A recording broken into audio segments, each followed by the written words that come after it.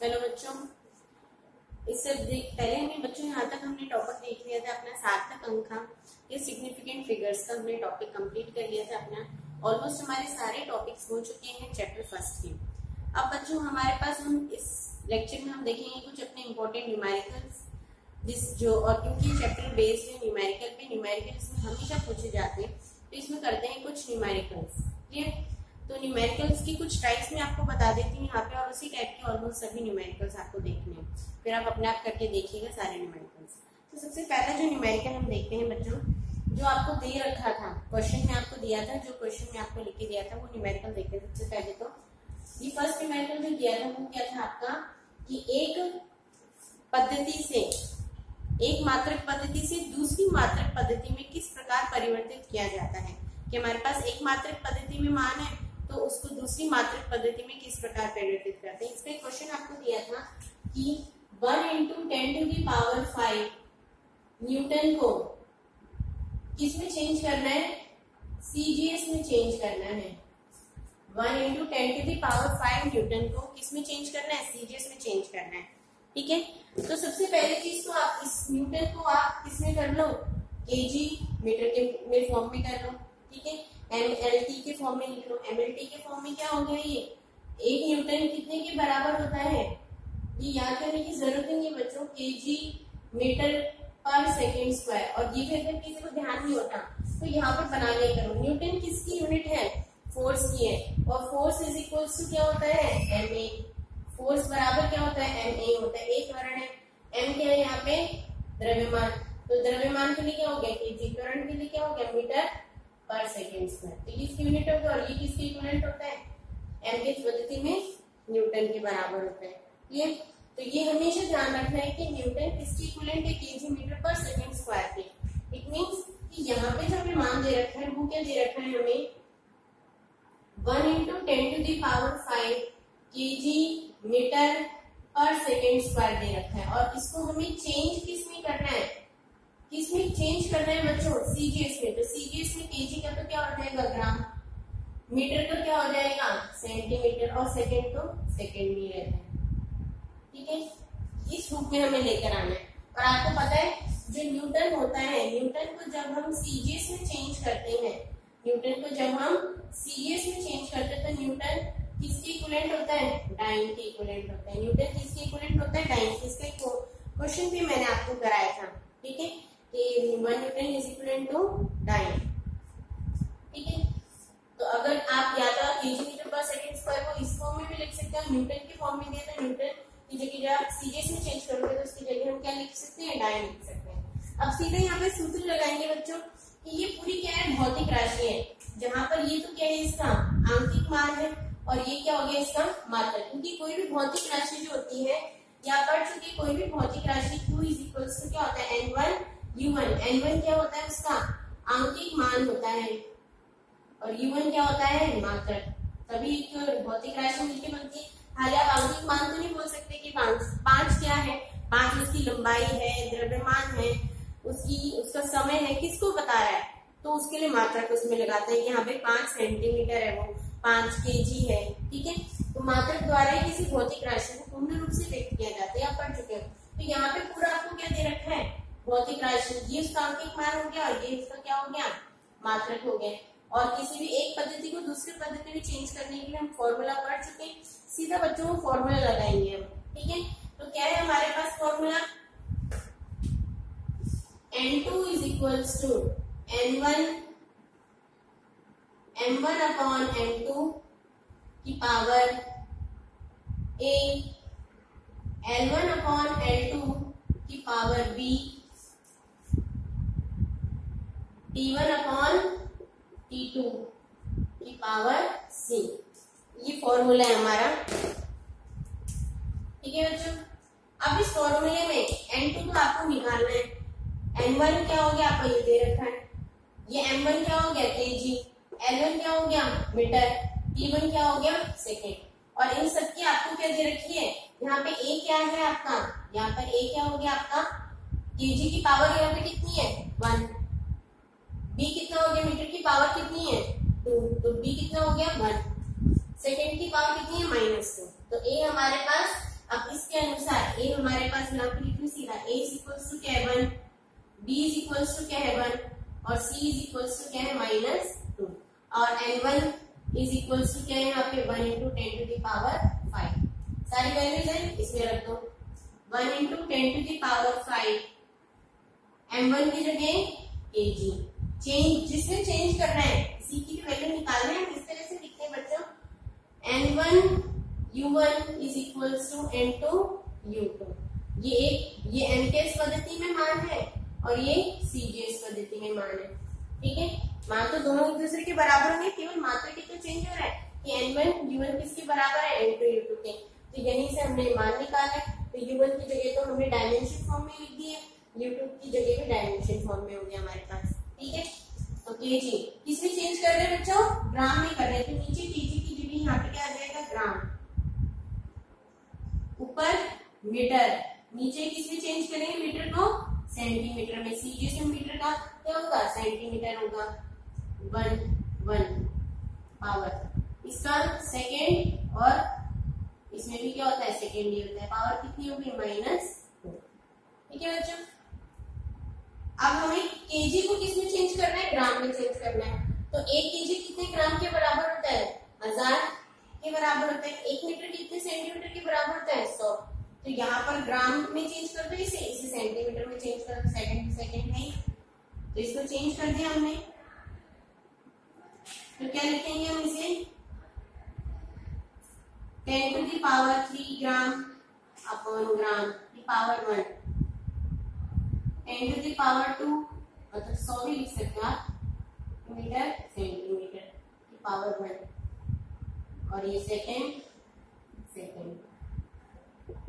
अब ग्राम से gram cancel, centimetre से सेंटीमीटर कैंसिल, सेकंड से सेकंड कैंसिल, तो हमारे पास मान क्या आ गया 1 इंटू 10 टू द पावर 5, 10 की घात 3 पावर 1 ही है, इंटू 10 की घात 2 और ये क्या हो गया इंटू 1 की पावर -2। 1 की घात चाहे -2 हो, 3 हो, 4 हो, उसकी वैल्यू क्या आती है 1 ही आएगी। तो हमारे पास यहाँ से क्या आगे वैल्यू 10 की घात 5 इंटू 10 की घात 3 इंटू 10 की घात 2। ठीक है बच्चों, यहाँ से वैल्यू क्या आ गई हमारे पास यहाँ से वैल्यू क्या आ गई हमारे पास 10 टू की पावर 5, 10 टू की पावर 3, 10 टू की पावर 2, 10 की घात कितनी आ गई 3 + 2 5, 10 टू की पावर 10। मान क्या आ गया हमारे पास बच्चों 10 टू की पावर 10 आ गया हमारे पास मान। ठीक है, अब इसमें बच्चों ठीक है बच्चों, तो यहाँ पर क्या आ गया 10 की घात 10, 3 + 2 क्या हो गया 5, 10 की घात 10 आ गया। इट मीन्स n2 का मान कितना आ गया 10 की घात 10। इट मीन्स कि 1 into 10 to the power 5 newton जो है वो किसके बराबर है 10 की घात 10 डाइन के बराबर है, या इसको ऐसे लिख सकते हैं हम 1 into 10 to the power 5 kg metre पर सेकेंड स्क्वायर किसके बराबर है 10 की घात 10 ग्राम सेंटीमीटर पर सेकेंड स्क्वायर के बराबर है। क्लियर है बच्चों, इस तरह से करना है। तो ये आपने इसको किसमें चेंज कर दिया सीजीएस पद्धति में चेंज कर दिया। ठीक है बच्चों, अब इसी तरह से अगर यहाँ पर सीधा बस सूत्र लगाना और मान लिखने, अब यहाँ पे थोड़ा सा चेंज होता बच्चों, अगर यहाँ पे हमें क्या दे रखा होता, यहाँ पे हमें क्या दे रखा होता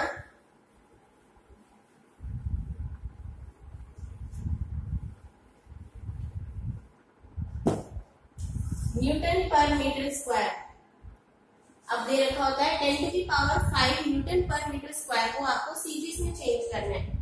तो इसको पहले लिख लो इस फॉर्म में, न्यूटन क्या हो गया केजी मीटर पर सेकेंड स्क्वायर और अपॉन में मीटर स्क्वायर। तो ये मीटर स्क्वायर जब ऊपर गया तो क्या हो गया केजी मीटर की m की पावर यहाँ पे कितनी है 1, नीचे m की पावर 2 है, m की पावर 2 जो ऊपर गया तो क्या हुआ -2 और 1 - 2 कितना होगा -1। तो m की पावर कितनी आ गई m ऊपर है 1, नीचे m की पावर कितनी है 2 है, ये 2 ऊपर गया m की पावर -2 1 माइनस 2 कितना हो गया, n की पावर -2। ठीक है बच्चों, तो यहाँ से हमारे पास n की पावर कितनी आ गई, -1 और s की पावर -2। ठीक है, अब इसको किसमें चेंज करना है, सीजीएस में, मतलब ग्राम सेंटीमीटर ग्राम पर सेंटीमीटर पर सेकेंड स्क्वायर, इसमें चेंज करना है आपको।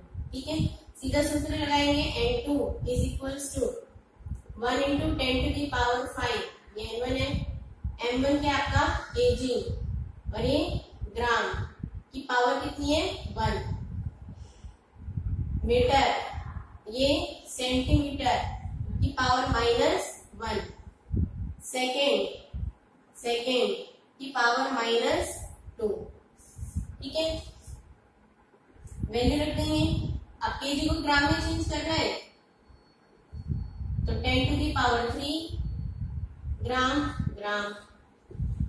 10 टू दी पावर 2 सेंटीमीटर की पावर -1, सेकेंड पावर -2, ग्राम से ग्राम कैंसिल, सेंटीमीटर से सेंटीमीटर, सेकेंड से सेकेंड, तो बचा क्या हमारे पास 10 to the power 5 into 10 to the power 3 into 10 to the power -2, 2 into -1 क्या होगा -2, और ये तो क्या हो गया 1, तो हमारे पास वैल्यू क्या आ गई 3 - 2 कितना हो गया 1, और 10 to the power 5 into 10 to the power 1, 10 to the power 6, ये आ गई हमारे पास किसकी वैल्यू, n2 की वैल्यू। ठीक है, इट मीन्स हम कह सकते हैं कि 1 into 10 to the power 5 newton पर मीटर स्क्वायर जो होता है वो 10 टू दी पावर 6 डाइन पर सेंटीमीटर स्क्वायर के बराबर होता है, या 1 into 10 to the power 5 kg पर मीटर सेकेंड स्क्वायर इसके बराबर होता है 10 टू दी पावर 6 ग्राम पर सेंटीमीटर पर सेकेंड स्क्वायर कैलकुलेट होता है। आपको क्वेश्चन में बच्चों ग्राम में भी मिल सकता है और डाइन के फॉर्म में भी मिल सकता है, तो इस तरह से चाहे आपका कैसा भी क्वेश्चन आ जाए इस तरह से उसकी वैल्यू निकाल सकते हैं इस फॉर्मूले से। ठीक है बच्चों, अब हम करते हैं नेक्स्ट क्वेश्चन, जो कि है आपके कि कोई भी आपको इक्वेशन दे देंगे और उस इक्वेशन का आपको क्या बोलेंगे, उस इक्वेशन में आपको 2-3 कांस्टेंट्स दे रखे होंगे, उन कांस्टेंट्स की क्या निकालनी है हमें, विमीय विश्लेषण विधि के द्वारा क्या निकालनी, उनकी वैल्यू निकालनी होती है, और ये बहुत इंपॉर्टेंट क्वेश्चन है, इसके ऊपर भी बहुत बार क्वेश्चन आते हैं। ठीक है, और इसमें बच्चे ज्यादा क्या होते हैं, कंफ्यूज होते हैं, तो इसमें क्वेश्चन देख लेते हैं हम। हमारा क्या क्वेश्चन है बच्चों, v is equals to a plus dt plus c upon d plus t, a plus dt plus c upon d plus t, ये हमारा क्या है बच्चों क्वेश्चन दे रखा है। अब इसमें आपको बोला है a b c और d की क्या निकालनी है, हमें विमाएं ज्ञात करनी है, जहां v क्या है वेग है और t क्या है समय, और a b c व d क्या है कांस्टेंट है, और इनकी क्या निकालनी है, हमें विमा ज्ञात करनी है। क्या ज्ञात करनी है, विमा ज्ञात करनी है। क्लियर, अब इस तरह के क्वेश्चन में देखो बच्चों कैसे सॉल्व करते हैं, आपको बताया था कि कोई भी क्वेश्चन जो होता है उसमें इस तरफ की जो विमा होगी वो इस तरफ की विमा के बराबर होगी, जो कि आप अनुप्रयोग में पढ़ा था, विमीय विश्लेषण विधि के अनुप्रयोग में पढ़ा था आपने कि विमीय विश्लेषण विधि का अनुप्रयोग क्या होता है कि उसमें हम किसी भी क्वेश्चन की सत्यता की जांच करते हैं। वो कैसे करते हैं कि इस तरफ की विमा लिखते हैं, लेफ्ट हैंड साइड की विमा लिखते हैं और राइट हैंड साइड की विमा लिखते हैं, और दोनों की विमाएं क्या आती है समान आती है, तो हम कहते हैं कि कोई इक्वेशन क्या आपकी सही है। वही यहाँ पर यूज करेंगे हम कि क्योंकि विमीय विश्लेषण विधि के आधार पर कि लेफ्ट हैंड साइड की विमा राइट हैंड साइड की विमा की क्या होगी बराबर होगी। क्लियर, या राइट हैंड साइड के प्रत्येक पद की जो विमा होगी वो इसकी विमा की क्या होगी बराबर होगी। राइट हैंड साइड की प्रत्येक पद अर्थात प्रत्येक पद ए की जो विमा होगी वो बी के बराबर होगी, बी ये दूसरा पद दूसरे पद की जो विमा ये पहले पद की विमा फर्स्ट पद ये दूसरा पद, और ये पूरा का पूरा क्या है आपका तीसरा पद। इट मीन्स कि हम क्या कह सकते हैं कि v फर्स्ट पद की विमा, ये इक्वेशन तभी यथार्थ होगी जब इधर की विमा और दूसरे तरफ के प्रत्येक पद की विमा उसकी क्या होगी, समान होगी। विमा फर्स्ट पद की विमा v की विमा की क्या होगी, बराबर होगी। क्लियर? विमा की बात कर रहे हैं, वैल्यू की बात नहीं कर रहे हैं बच्चों में, आप वैल्यू सोचे, विमा की बात कर रहे हैं, डायमेंशंस की बात कर रहे हैं। तो फर्स्ट पद क्या है हमारे पास a, कि a की विमा किसके बराबर होगी, v की विमा के बराबर होगी। तो a की विमा हमारे पास क्या आ गई, v की विमा के बराबर होगी। v की विमा क्या होती है आपको पता है, v is equals to metre पर सेकेंड, मीटर पर सेकेंड। तो इसे डायमेंशन फॉर्म में लिखेंगे तो क्या लिखेंगे, m नॉट केजी का यानी m not L1 t minus 1। तो ये a की विमा आ गई हमारे पास सीधा। इसी तरह से जो दूसरा पद है ये हो गया a की विमा। इसी तरह से जो दूसरा पद है सेकेंड पद की विमा किसके बराबर होगी, v की विमा के बराबर होगी। सेकेंड पद क्या है हमारा bt, bt की विमा v की विमा के बराबर। तो bt की विमा क्या होगी, bt इज इक्वल्स टू क्या हो जाएगी, v की विमा m not L1 t minus 1। अब t क्या है यहाँ पे बच्चों, समय, और समय की विमा क्या होती है कैपिटल T, और इसकी पावर 1 है, तो इसकी जगह हम क्या रख लेंगे t, m not L1 t minus 1। अब ये t इधर गया, t क्या हो गया, इधर गया तो नीचे आएंगे t, और t इस t को जब हम ऊपर लेके जाएंगे तो t की पावर माइनस 1 हो गई, और माइनस 1 क्या हो गया, t की पावर माइनस 2। ठीक है, तो ये जब इस t को हम क्या करें इधर लेके गए तो हमारे पास b की विमा कितनी आ गई, m not L1 t minus 2 के बराबर। ये t इधर लेके गए, फिर इस t को ऊपर लेके जाएंगे तो क्या हो गया, t की पावर माइनस 1, और t की पावर माइनस 1 कितना हो गया, माइनस 2। तो ये b की विमा आ गया हमारे पास। अब देखो बच्चों, ये जो तीसरा प्रश्न है ये सारे गुणनफल के रूप में थे, इनमें कोई दिक्कत नहीं थी, लेकिन जो तीसरा पद है उसमें देखो जो नीचे डिनोमिनेटर है वो d प्लस टी के फॉर्म में है। तो हमेशा आप ये पढ़ चुके हो कि हमेशा सेम विमा को उसी विमा के साथ क्या कर सकते हैं, जोड़ या घटा सकते हैं। समय को समय के साथ ही जोड़ोगे और घटाओगे, 5 सेकंड को 3 सेकंड से ही क्या होगे, जोड़ोगे, यानी कि 5 सेंटीमीटर को 3 सेकंड से आप क्या कर रहे हो, जोड़ रहे हो और घटा रहे हो। इसका कहने का मतलब ये है कि जो विमा होती है उसको उसी की विमा से हम जोड़ते या घटा सकते हैं, जोड़ या घटा सकते हैं। आगे बात समझ में? तो यहाँ पर ये जो d प्लस टी है, यहाँ पर क्या है, d प्लस टी है। ठीक है, तो t क्या है यहाँ पे, समय, तो समय जो है इट मीन्स d भी क्या होगा, समय की विमा के बराबर ही होगा, तभी तो इससे ये क्या हो रहा है, जुड़ रहा है। आगे बात समझ में? जहां पर भी इक्वेशन में आपको प्लस या माइनस दिख जाए उसको आपको सीधे इस तरह से सॉल्व करना है। ठीक है, कि अगर आपको दे दिया d a plus c x दे दिया, क्या दे दिया आपको, a प्लस एक्स।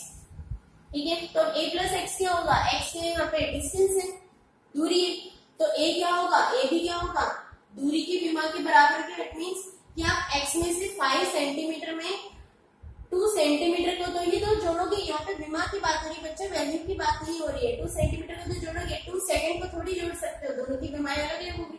ये तो लंबाई की विमा हो गई और समय की विमा के अनुसार होगी। इट मीन्स कि जो भी राशि होती है उसके साथ उसी विमा की राशि को ही हम क्या कर सकते हैं, जोड़ या घटा सकते हैं। इट मीन्स कि जो विमा इसकी होगी वही विमा क्या होगी, इसकी होगी। आगे बात समझ में?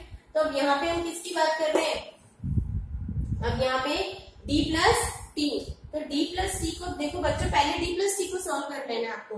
तो d प्लस टी क्या होगा, कि d plus T is equals to क्या होगा, यहाँ पे 0 होगा। d plus T equals to क्या होगा, 0। इसकी विमा यहाँ पे अपॉन में आपको कुछ दिख रहा है क्या, नहीं दिख रहा है, यहाँ पे इसके बराबर है ही नहीं कुछ। तो d plus T equals to 0, या हम कह सकते हैं कि d की विमा t की विमा की क्या होगा, बराबर होगी। तो डी की विमा क्या हो गई हमारे पास, सीधा टी। समय की विमा क्या होती है, टी, इसकी विमा क्या आ गई हमारे पास, टी आ गई। ठीक है, अब इसको सॉल्व करेंगे तीसरे पद को। सीधा सॉल्व नहीं कर सकते, पहले हम इसकी विमा निकालेंगे, उसकी विमा को यहाँ रखेंगे, तभी हम सी की विमा ज्ञात कर सकते हैं बच्चों। डायरेक्ट हम ज्ञात नहीं कर सकते। अब हम सॉल्व कर लेते हैं नेक्स्ट। तो तीसरे पद की विमा, तीसरे पद की विमा बराबर v की विमा। तो तीसरे पद की विमा क्या हो गई हमारे पास, तीसरे पद की विमा हम ज्ञात करेंगे c अपॉन, अब d प्लस c की जगह हम सीधा d इसकी विमा रख देंगे।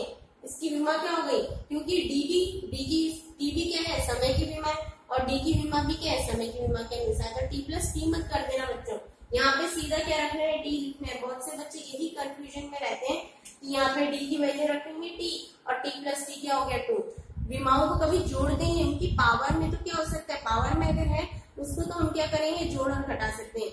अगर वो चाहे आप t प्लस t कितने करते हैं, उनकी विमाएं क्या हो रही है, जुड़ती जा रही है, उसमें आंकिक मानों को यूज में नहीं लिया जाता। तो आप ये मत करना कि यहाँ पे d रख दिया, d की वैल्यू t और t प्लस t और इसको 2t। आप इसे 2t भी लिखोगे तो भी कोई फर्क नहीं पड़ता, क्योंकि द्विमीय विधि में हम आंकिक मानों को यूज में नहीं लेते हैं। आ रही बात समझ में? आप इसे 2t भी लिखोगे कोई बच्चा तो भी कोई फर्क नहीं पड़ रहा है, क्योंकि 2 तो हम यूज में लेते ही नहीं, आंगिक मानों को तो हम कंसिडर ही नहीं करते द्विमीय विश्लेषण विधि में। क्लियर? तो सीधा यहाँ पे t ही लिखना है आपको। ठीक है, c upon t is equals to m not l t minus 1। अब ये t इधर गया, ये t क्या हो गया, इधर गया, तो हमारे पास क्या आ गया, m not l t minus 1 और ये t1। तो t माइनस 1 और t1 क्या हो गया, 0 हो गया। तो हमारे पास m नॉट l1 t0। तो c की विमा क्या आ गई, m not l1 t0। a की विमा क्या आ गई, m not l1 t minus 1। ये तो सीधा b के बराबर आ गई। b t की विमा कैसे निकालेंगे, यहाँ पे t की डायमेंशन रखी, इसको सॉल्व कर दिया। अब इस तीसरे पद को अगर एक खाली इस तरह से होता तो c is equals to b की विमा के बराबर रखते, लेकिन अगर हमें देखना है कि अगर कोई समीकरण में पद प्लस या माइनस की फॉर्म में है तो उसको पहले हल कर लो आप, या तो ताकि आपकी इक्वेशन पहले सिंप्लीफाई हो जाए। तो ये प्लस माइनस की फॉर्म में वाला पद था, इसको हमने अलग से हल करा कि d जो है वो t में से तभी जुड़ेगा या घटेगा जब उसकी विमा भी t के समान ही होगी। तो इसे d की विमा t की विमा के बराबर है, d की विमा आ गई। इसी तरह से d की विमा को यहाँ पे हमने इक्वेशन में रखा और तीसरे पद की विमा निकाल ली हमने। क्लियर है बच्चों? तो ऐसे क्वेश्चन बहुत बार पूछे जाते हैं कि इस तरह के क्वेश्चंस को सॉल्व करो, बहुत बार आते हैं ऐसे क्वेश्चन। इसमें देखो बच्चों एक ऐसा क्वेश्चन और एक और करके देखते हैं। ये है हमारे पास p is equals to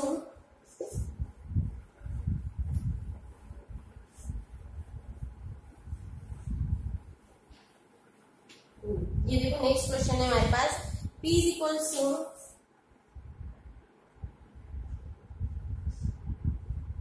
a minus T square upon bx, जहां p क्या है, दाब, t क्या है, समय, और x क्या है, दूरी। a व b नियतांकों की क्या निकालनी है, विमा ज्ञात करनी है। a व b नियतांकों की क्या ज्ञात करनी है, विमा ज्ञात करनी है। ये हमें क्वेश्चन दे रखा है बच्चों। अब इस तरह का क्वेश्चन आप कैसे सॉल्व करोगे, सोचो दिमाग में कैसे सॉल्व करोगे।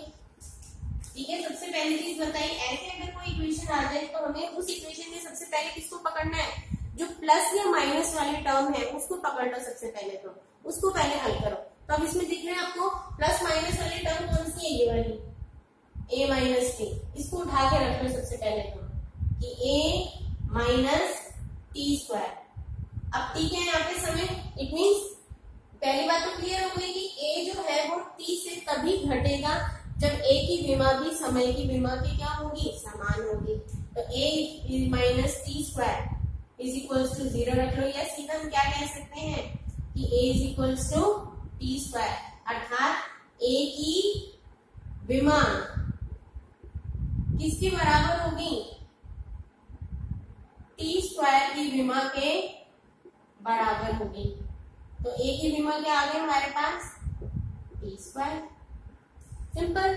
तो ए इसकी विमा क्या आ गई, मीन्स अब यहाँ पे इक्वेशन में, इस इक्वेशन में आप पूरे में इसकी जगह आप क्या लिखोगे, टी स्क्वायर ही लिखोगे। यहाँ ऐसे नहीं करोगे T square minus T square, madam ये तो जीरो आ गया, और इसकी तो बी है, बी की तो विमा ही नहीं है, ऐसे नहीं करना है।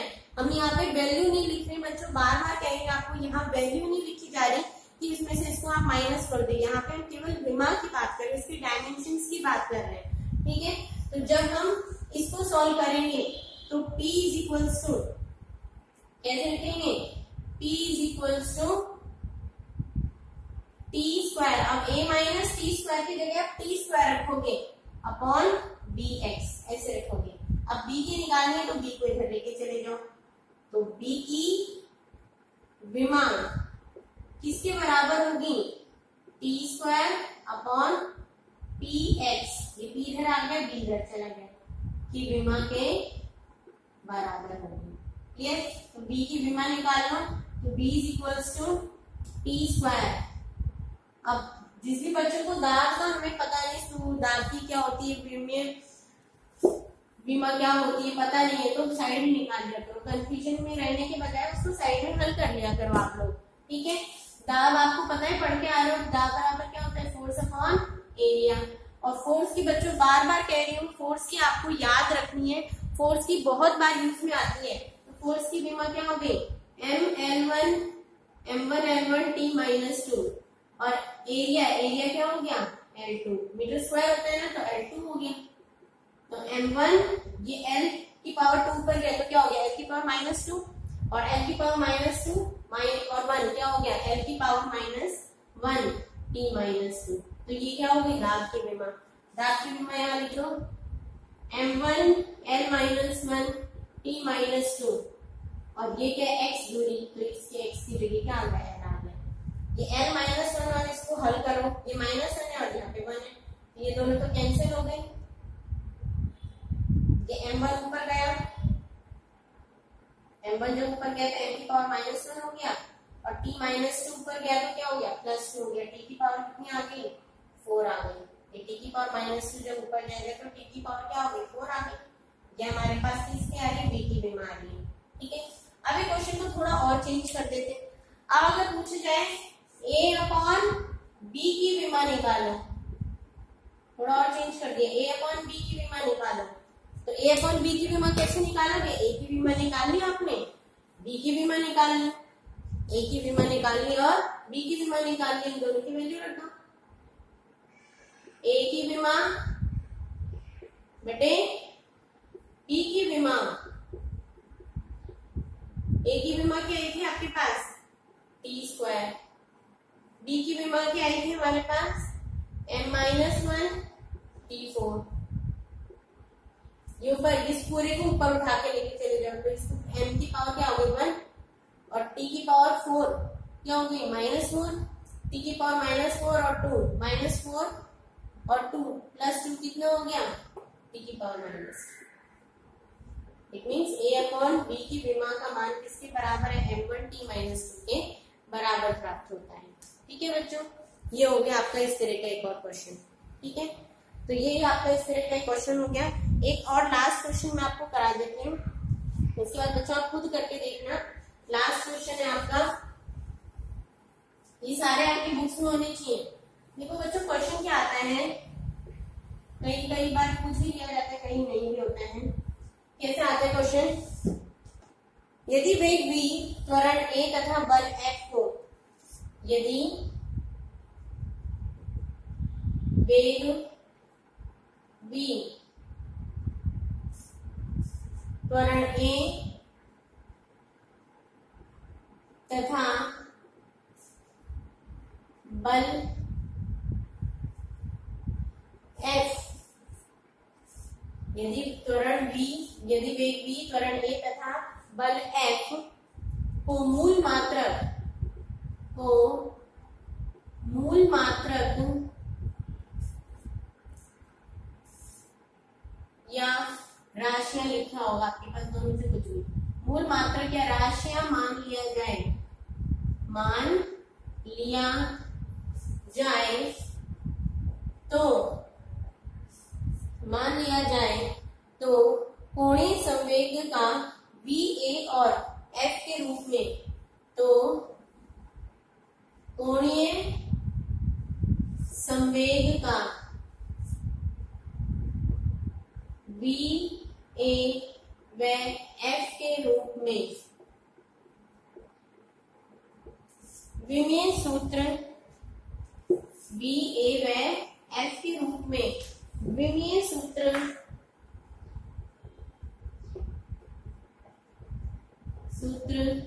ज्ञात कीजिए।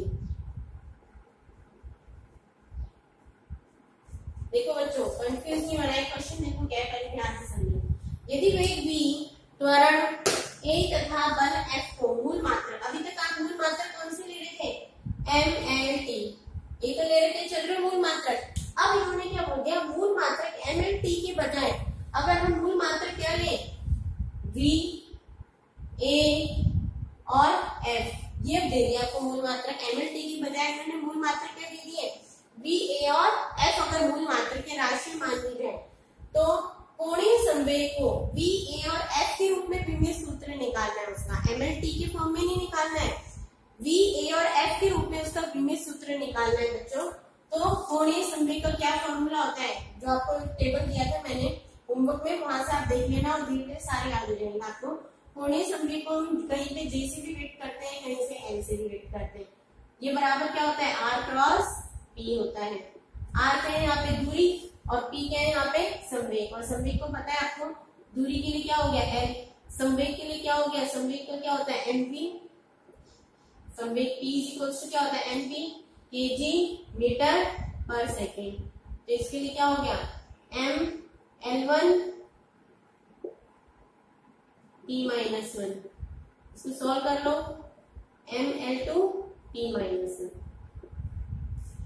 तो ये क्या हो गया, संवेग के लिए सूत्र हो गया, ठीक है। लेकिन आपसे पूछा क्या है, अगर आपको सूत्र निकालना है, ऐसे सॉल्व नहीं करना है, पूछा क्या है कि कोणीय संवेग को इसके रूप में व्यक्त किया जाए। तो सबसे पहले तो क्या बोल रहे हैं कि कोणीय संवेग J जो है वो किसके डायरेक्टली प्रोपोर्शनल है, B की पावर x, A की पावर y और F की पावर z की क्या है, डायरेक्टली प्रोपोर्शनल है। जब इसके रूप में है तो ये इन सभी के क्या होंगे, समानुपाती होंगे, और इसकी पावर ही तो हमें निकालनी है कि किस पावर के फॉर्म में आ रही है इसकी वैल्यू, वो हम इसके द्वारा जो अब इसको इससे पहले एक और क्वेश्चन बताया तो वहां से निकालना है। या J is equals to k vx